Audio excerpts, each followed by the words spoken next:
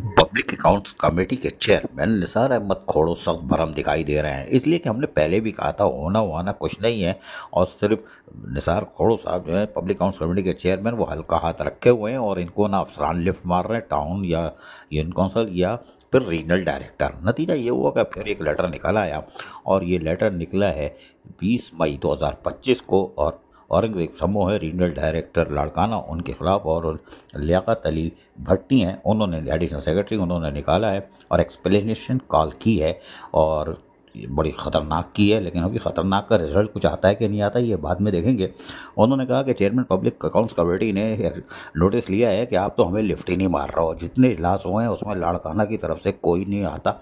इसका मतलब है हल्का ले रहे हो, हल्का ले रहे हो, तो फिर हम आपको अब जवाब तलबी का एक एक्सप्लेनेशन कॉल दे रहे हैं। देखते हैं आप 3 दिन में जवाब देते हो कि नहीं देते। लेकिन हम फिर कहेंगे पब्लिक अकाउंट्स कमेटी के चेयरमैन निसार अहमद खोड़ो को ये सब हल्का ले रहे हैं, क्योंकि उन्हें पता है कुछ नहीं होगा।